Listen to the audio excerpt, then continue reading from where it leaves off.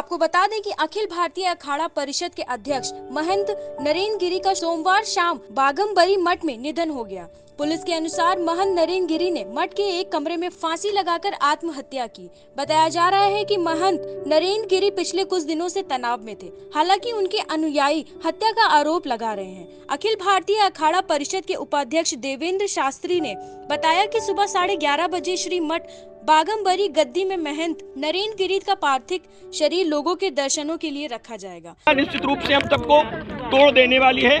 विश्वास ही नहीं होता है कि नरेंद्र गिरी जी आत्महत्या कर सकते हैं। ये सुन करके भी मैं किसी भी स्थिति में इस बात को मानने को तैयार नहीं। वो बड़े बहादुर संत थे और देश के लिए, धर्म के लिए, समाज के लिए वो संघर्ष करते थे।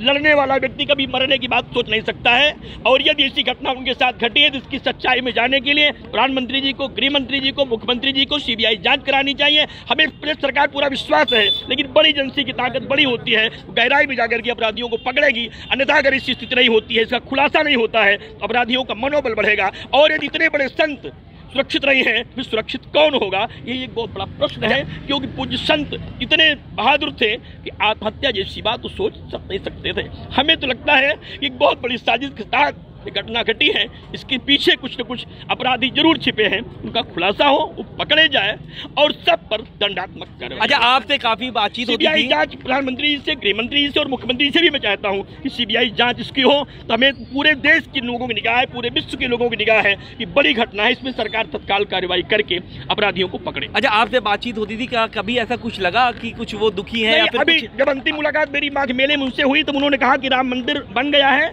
कृष्ण मंदिर और विश्वनाथ मंदिर बनने वाला है, आने वाला समय राम राज्य का होगा। हम संतों को और तपस्या करनी चाहिए और आने वाले समय में देश की रक्षा के लिए काम करना चाहिए। जो इतना बड़ा संकल्प लिया हो, वो आत्महत्या जैसी बात न सोच सकता है, न कर सकता है। उनका संकल्प था शीघ्र राम मंदिर का उद्घाटन होगा और काशी विश्वनाथ और मथुरा में मंदिर का निर्माण प्रारंभ होगा। ऐसे बड़े संकल्प उनके साथ थे। अगर ये घटनाएं घटी हैं, कहीं न कहीं से हम लोगों को तोड़ देने वाली हैं, असा पीड़ा देने वाली हैं और कुछ ना कहने की स्थिति में हम सब असब तो है ही, लेकिन दर्द भी है और सरकार से अपेक्षा भी है कि जांच कराइए, अपराधियों को पकड़िए। अगर इतना बड़ा संत हत्या के लिए विवश कर भी दिया गया है तो इसके पीछे कौन है? क्यों हत्या करनी पड़ी? अगर हत्या भी बात आती है, हत्या क्यों करनी पड़ी? इतनी सहजता से इतना बहादुर संत हत्या क्यों कर लिया?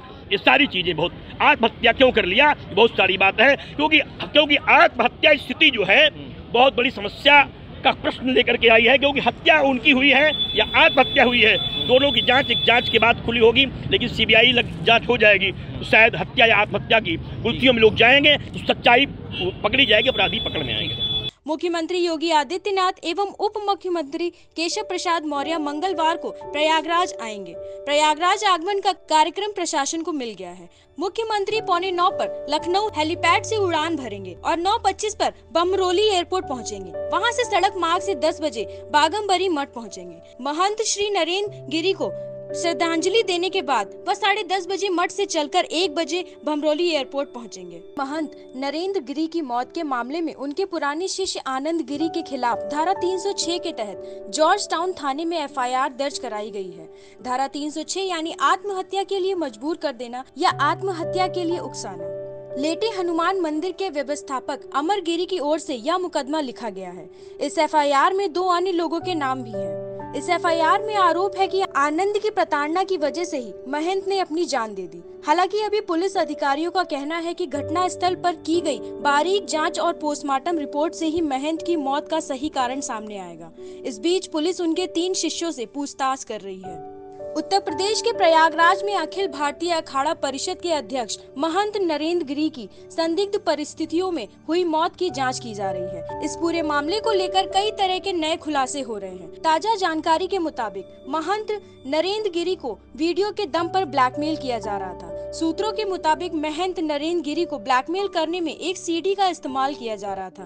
ब्लैकमेलिंग के इस मामले में समाजवादी पार्टी की सरकार में दर्जा प्राप्त राज्य मंत्री रहे व्यक्ति भी जांच के दायरे में हैं। जिस नेता की बात हो रही है वह अक्सर बाघमबरी मठ के नरेंद्र गिरी से मिलने आते थे। इतना ही नहीं, इस पूरे मामले में जिस शिष्य आनंद गिरी को हिरासत में लिया गया है वह पूर्व राज्य मंत्री उसका भी करीबी था।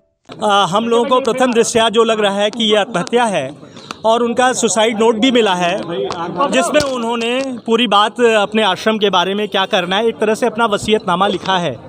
और ये दुखद है। हम आप सभी से विनम्र अनुरोध करते हैं कि शांति बनाएं।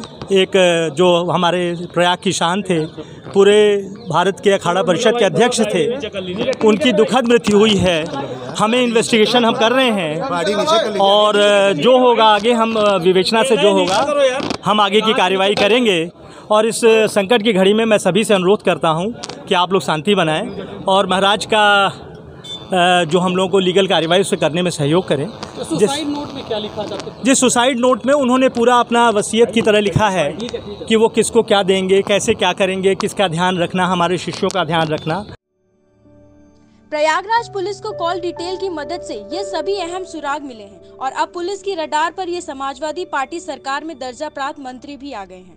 ताजा जानकारी के आधार पर ही पुलिस अब अपनी आगे की जांच में जुट गई है। गौरतलब है कि प्रयागराज पुलिस ने पहले ही नरेंद्र गिरी की मौत के मामले में एफआईआर दर्ज कर ली है। धारा 306 के तहत ये एफआईआर दर्ज की गई है, जिसमें आनंद गिरी का भी नाम है।